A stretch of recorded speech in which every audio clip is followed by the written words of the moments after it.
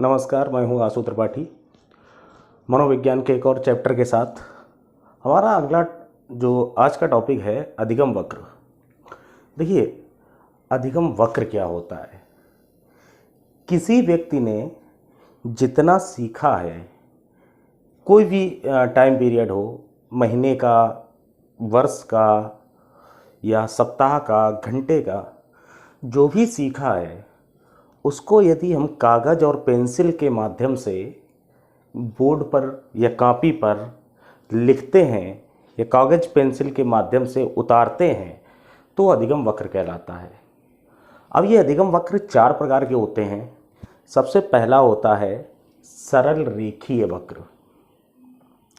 होता क्या है इन वक्रों में कि जो ये सीखने का समय है और जो सीखने की मात्रा है, ये हमें बताते हैं कि जितना समय लिया है व्यक्ति ने, कितना सीखा है उसमें।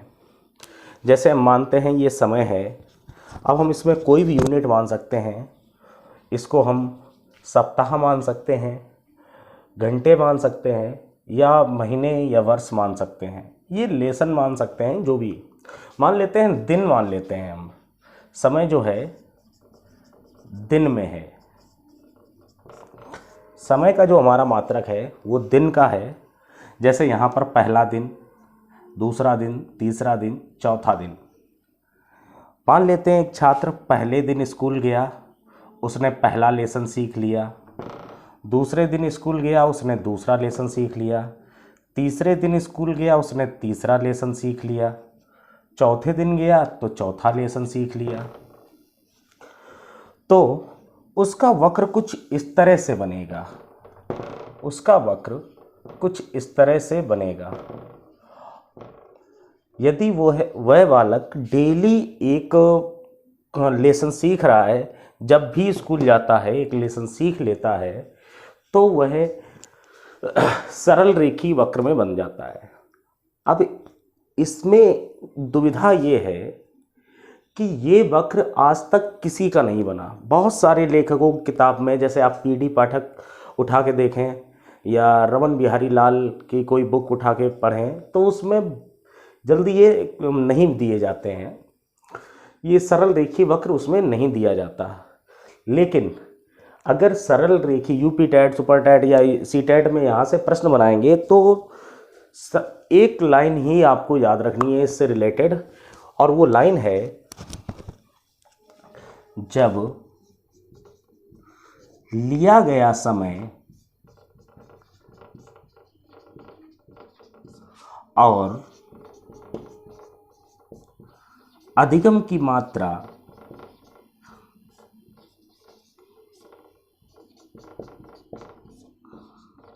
समान रूप से बढ़े तो सरल रेखीय वक्र होता है। जब लिया गया समय और अधिगम की मात्रा समान रूप से आगे की ओर बढ़ती दोनों समान रूप से आगे की ओर बढ़ती है तो सरल रेखीय वक्र होता है। ये वक्र बहुत कम किताबों में मिलेगा। मोस्टली जो अध्यापक गण हैं वो इसको नहीं पढ़ाते। बहुत सारे लेखक भी इसको नहीं मानते, क्योंकि ये बना ही नहीं है आज तक किसी का। जब किसी का बना नहीं तो उसको मायने में नहीं दिए जाते, उसको ज़्यादा पढ़ा भी नहीं जाता। लेकिन अगर ये प्रश्न बनेगा तो शायद यही एक प्रश्न इसमें से बन सकता है सरल रेखीय वक्र से। जब लिया गया समय और अधिगम की मात्रा समान रूप से आगे की ओर बढ़ेगी तो सरल रेखीय वक्र कहलाएगा। अब आते हैं धनात्मक वक्र की ओर। धनात्मक वक्र क्या होता है कि मान लेते हैं कि एक बालक क्लास में आया, तो उस दिन वह बच्चा सबसे पीछे था इस क्लास में। मान लेते हैं कहीं कंपटीशन की तैयारी कर रहे हैं आप गए, बैच शुरू हो चुका है क्लास में, कुछ टीचर पढ़ा चुके हैं, अब आप पहली बार तैयारी कर रहे हैं, पहली बार कुछ पढ़ रहे हैं, तो आप क्लास में जब गए तो आप उस दिन सबसे पीछे थे। शुरुआती समय में पहले दिन आप पीछे थे, दूसरे दिन आपने और पढ़ाई की, तीसरे दिन और पढ़ाई की, ऐसे करते करते एक समय आके आप तेज़ी के साथ आगे बढ़ जाते हैं। लगभग इस तरह से प्रारंभ में आप धीरे चल रहे थे, बाद में तीव्र गति से बढ़ गए। कहने का मतलब ये था, प्रारंभ में सीखने की गति मंद और बाद में तीव्र हो जाती है।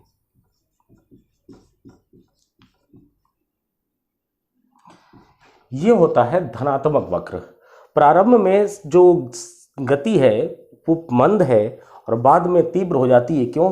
क्योंकि पहले दिन आप ये मान के चलिए कि आप 2 दिन में एक लेसन 1 के आसपास पहुंचे। ये लेसन 1 है, 2 है, 3 है और ये 4 है। ये समय है, 1 है, 2 है, 3 है और ये 4 है। 2 दिन में एक लेसन सीखा था, लेकिन चौथे दिन आप 4 लेसन पर पहुंच गए। आपको 4 लेसन तक जाने में 8 दिन लगने चाहिए थे। क्यों? क्योंकि पहले लेसन में आपने 2 दिन लगाए थे। एक लेसन 2 दिन में सीखा था और 4 लेसन तक पहुंचने में आपने केवल 2 दिन लगाए, मतलब 2 दिन में बाकी के 3 लेसन सीख लिए। तो कह सकते हैं प्रारंभ में सीखने की गति मंद और बाद में तीव्र होती है। ये धनात्मक वक्र है। ऋणात्मक वक्र इसी का जस्ट अपोजिट होता है। ऋणात्मक वक्र क्या होता है कि धनात्मक का जस्ट अपोजिट होता है। पहले प्रारंभ में सीखने की गति तीव्र होती है और बाद में मंद हो जाती है। प्रारंभ में सीखने की गति तीव्र है और बाद में मंद हो जाती है।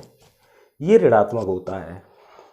लिख देते हैं, प्रारंभ में सीखने की गति तीव्र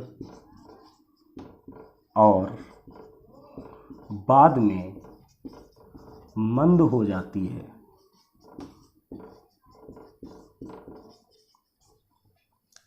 प्रारंभ में सीखने की गति तीव्र और बाद में मंद हो जाती है। अब इसमें एक प्रश्न यहाँ पर अच्छा सा बनता है, ये वाला स्थान। ये जब समय आगे की ओर बढ़े और मात्रा एक लेवल के ऊपर ना जाए, मतलब समय तो आगे की ओर बढ़ रहा है, देखिए यहाँ से यहाँ तक आगे जा रहा है, समय तो आगे बढ़ रहा है, लेकिन मात्रा इस लेवल के ऊपर नहीं गई है। समय आगे की ओर बढ़े, मात्रा ना बढ़े, तो वह स्थिति कहलाती है अधिगम पठार की। ये स्थिति हो जाएगी अधिगम पठार। अधिगम पठार, अधिगम पठार। पिछली बार यूपीटीटी ने यहीं से अधिगम पठार से ही प्रश्न पूछा था, अधिगम पठार बनने के क्या कारण होते हैं। तो अधिगम पठार बनने के बहुत सारे कारण होते हैं। शारीरिक स्वास्थ्य हो सकता है आपका, आप बीमार चल रहे हैं जिसके कारण समय भी निकला जा रहा है, लेकिन आपका एक स्टडी लेवल जो है, आपकी जो पढ़ाई का लेवल है वो एक स्तर के ऊपर नहीं जा पाया। शारीरिक स्वास्थ्य हो गया, मानसिक स्वास्थ्य हो गया, या वातावरण हो गया, भौतिक वातावरण। जैसे हमारे इस समय कोरोना चल रहा है, आप स्कूल नहीं जा पा रहे, समय दिन पर दिन बढ़ता जा रहा है, आपकी एज डेली बढ़ती जा रही है। जैसे कि कोई फार्म आया और उसमें मांगी गई इस एज से इस एज तक भर सकते हैं। अब 2 साल इस वजह से हमारी स्टडी की वजह से ख़राब हो गई है, कोरोना की वजह से ख़राब हो गई है, सॉरी, तो अब हम फार्म नहीं डाल पाए, तो वो अधिगम पठार की स्थिति में आएगा। कहने का उद्देश्य सिर्फ इतना है कि जब समय बढ़ता जाए और मात्रा ना बढ़े तो वो स्थिति अधिगम पठार कहलाती। शारीरिक स्वास्थ्य, मानसिक स्वास्थ्य, भौतिक वातावरण, शिक्षक का व्यवहार, शिक्षक का रवैया, ऐसे बहुत सारी चीज़ें अधिगम पठार का कारण होती हैं। तो ये ऋणात्मक वक्र हो गया, सरल रेखी हो गया, धनात्मक हो गया, ऋणात्मक। अब आता है अंग्रेजी के एस आकार का वक्र या मिश्रित वक्र। ध्यान से सुनिए एक बार। अधिगम वक्र, कागज और पेंसिल की सहायता से जब बच्चे ने जितना सीखा है उसको हम कापी पे उतार देते हैं तो अधिगम वक्र कहलाता है। अधिगम वक्र 4 प्रकार के होते हैं। सबसे पहला सरल रेखी वक्र। सरल रेखी वक्र कहता है जब लिया गया समय और अधिगम की मात्रा दोनों समान रूप से आगे की ओर बढ़ती हैं तो सरल रेखी वक्र होता है। फिर आते हैं धनात्मक वक्र। प्रारंभ में सीखने की गति मंद होती है और बाद में तीव्र हो जाती है। यही प्रश्न बनने वाले हैं, इसके अलावा कुछ नहीं बनता है पेपरों में। धनात्मक वक्र कहलाता है। ऋणात्मक वक्र, प्रारंभ में सीखने की गति तीव्र होती है और बाद में मंद हो जाती है। ऋणात्मक वक्र। ऋणात्मक वक्र में अधिगम पठार बनता है। अधिगम पठार क्या होता है कि जब समय आगे की ओर बढ़े और अधिगम की मात्रा ना बढ़े तो अधिगम पठार कहलाता है। अधिगम पठार बनने के कारण अगर पूछे जाएं तो कह देना शारीरिक स्वास्थ्य, मानसिक स्वास्थ्य, भौतिक वातावरण, अध्यापक का व्यवहार, अध्यापक की शिक्षण विधियाँ, ऐसे प्रमुख कारण हो सकते हैं। उसके बाद में चौथा कारण आता है, तो आप लोग चाहें तो स्क्रीनशॉट ले सकते हैं इसका।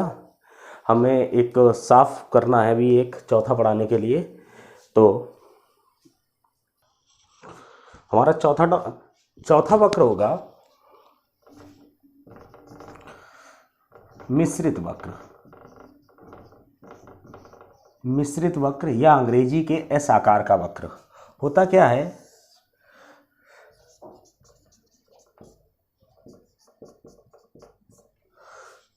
कभी हमारी सीखने की गति तीव्र हो जाती है, कभी हमारी सीखने की गति मंद हो जाती है। क्यों? सॉरी,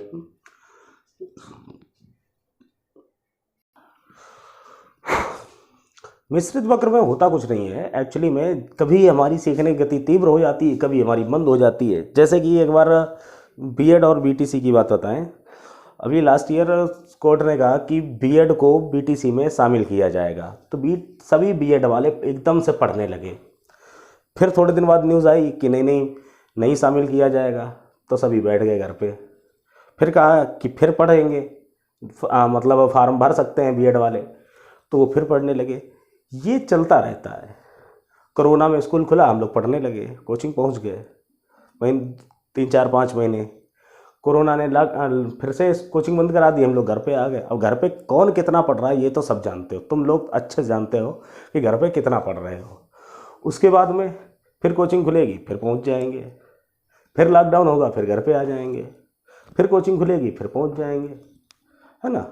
मतलब कहने का सिर्फ उद्देश्य ये है, मिश्रित वक्र ये कहता है कि कभी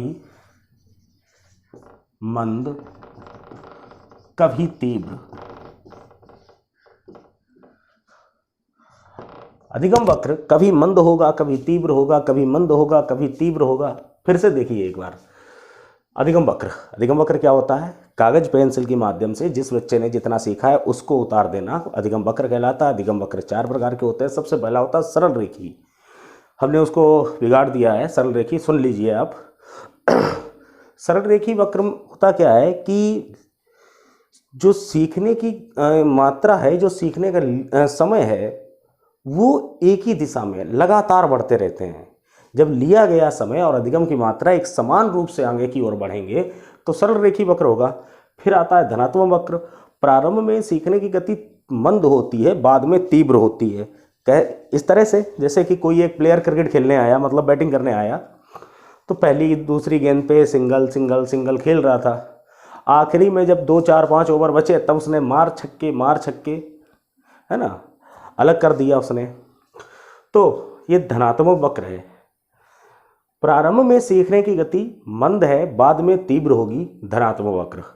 और ऋणात्मक वक्र में प्रारंभ में कोई प्लेयर आया बैटिंग करने, पहली गेंद पे 6, दूसरी पे 6 मारा, उसके बाद में पूरा ओवर खाली। पहली गेंद पे 6 मार दिया, 5 गेंदें खाली निकली जा रही। तो प्रारंभ में सीखने की गति तीव्र है, बाद में मंद हो जाती है, तो ऋणात्मक होगा। और मिश्रित वक्र, कभी सीखने की गति तीव्र है, कभी सीखने की गति मंद है, ये मिश्रित वक्र है ना। चलिए, हमारा ये टॉपिक, छोटा सा टॉपिक पूरा हो गया। धन्यवाद।